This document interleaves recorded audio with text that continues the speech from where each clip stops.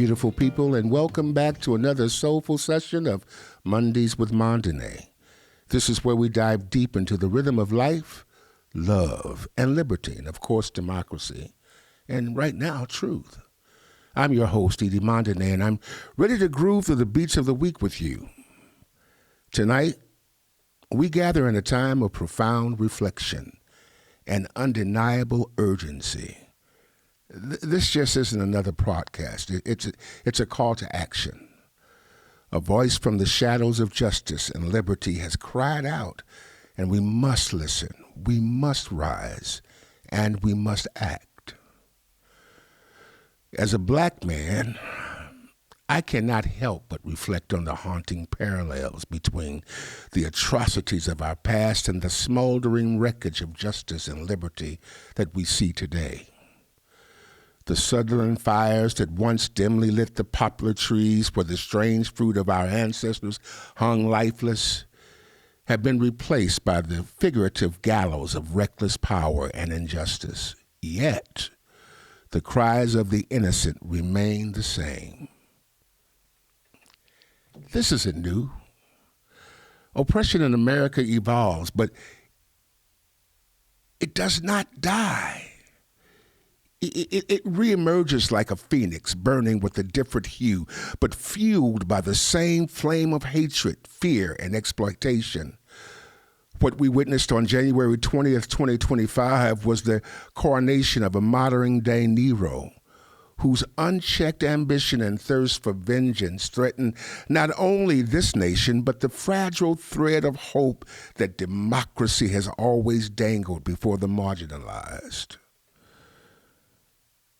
I want you to remember that Dr. Martin Luther King Jr. warned us of this moment.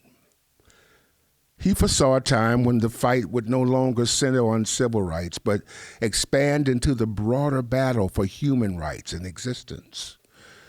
He envisioned an unsettling force, a coalition of people from all walks of life who would rise together, not out of compliance, but out of courage. Yet here we stand, watching the government wield power to crush the very people it was created to serve. Today we're being faced with a challenge. Dr. King reminded us that injustice anywhere is a threat to justice everywhere, and yet injustice has become a banner under which power consolidates, excused by those who find comfort in their silence or complicity.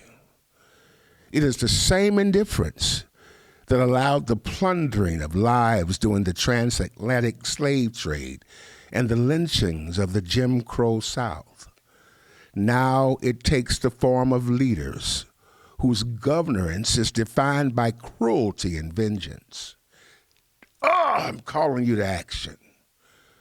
But there's still a choice to be made. As the prophet Amos declared, let justice roll down like waters and righteousness like an ever-flowing stream. This is not the time to retreat into fear or to wait for a savior. We, the people, must stand as that unsettling force Dr. King envisioned. The Constitution's opening words are not just a poetic phrase. They are a call to action, a reminder that the power of the people is greater than the people in power. As the clouds of authoritarianism gather, will we stand idly by as the levers of democracy are severed? Will we watch as courts lose their authority, as morality is coerced into a tool for oppression? Or will we rise? Will we become the unsettling force that challenges the darkness and reminds the world that liberty, justice, and humanity are worth fighting for? History may be written in blood and tears, but its course is determined by those who refuse to accept injustice as inevitable. We must not become the crows, plucking at the carcasses of our own people. Instead, let us be the hands that lift the fallen, the voices that cry out for justice, and the hearts that refuse to let the flame of hope be extinguished. We must learn to live together as brothers or perish together as fools. Dr. King reminded us this is not just a crisis, it's a call. And I, for one, will not answer it with silence. Will you? There are some things that we can do. We can educate and empower.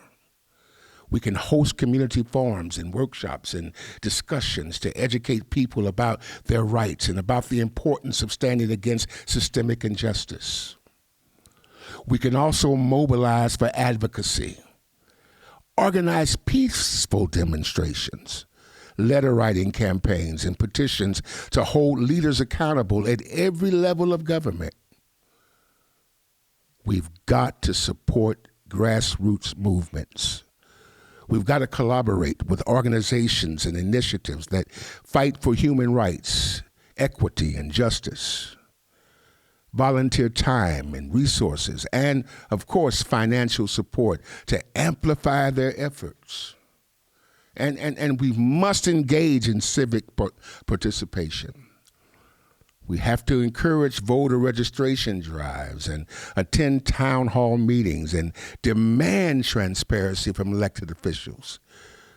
Remind the government that it exists to serve we, the people.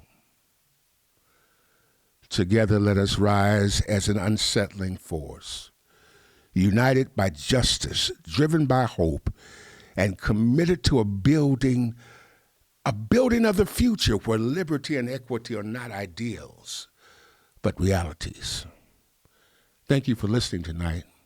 And until next time, this is Mondays with Mondane. The rhythm of democracy must be kept alive and kicking, and we can do it together. So until next time, I want you to stay woke and keep spreading the love. I want to do a special shout out to our sponsors, Poshines, not just a restaurant, but an institution. We're located at 8139 North Denver, right here in the Kenton District, and you can expect the best soul food this side of Willamette.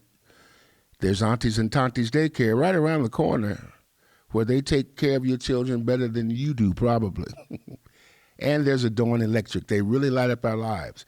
And I'm grateful for their support of this podcast. You can visit me right here at Celebration Tabernacle on Sunday mornings at 11 o'clock, 8131 North Denver. And a special thank you to our technical staff, Dion, Robin, Andy, and Paul. Not one of them is bigger than the other, and they all stand tall, but none of them stand taller than me.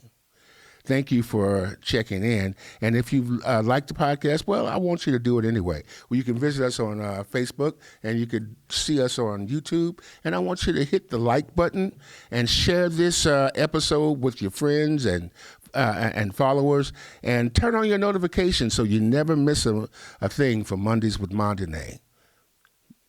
Again, this is ED, and I'll see you soon. You know, I talk about a lot about knowing where you came from to know where you're going. Well, I came from the projects of St. Louis, Missouri, and I ended up into the majestic mountaintops of Portland, Oregon. It's been a wonderful journey, and Lewis and Clark took that journey from St. Louis to Portland, and I took it too. It talks about who I am, and as I'm with you often in cyberspace or on websites or on the, what do you call it, social media, I want you to know a little bit about me and who I am. This book talks about my fantasies, my failures, my triumphs, and more than that, it talks about the resiliency of being able to continue to go forward regardless of the odds. I'd get a copy. It's called From Maladies to Melodies. And I hope that you enjoy it and give me some feedback. God bless. Hey, it's time for you to come to Poshine. Check out that catfish sandwich. Oh my goodness, is that the shrimp po' boy? Man, look at that chocolate chip cake. Man, I need to get over to Poshine's at 8139 North Denver. right now because this food looks delicious. Or call if you'd like, 503-978-9000. And don't miss it, you'll be sorry. In times gone past, we find ourselves making excuses so that people reminded, ooh, I've got to get home and tend to the brand new missus. I need some time alone. Can't this wait until I finish texting on my phone?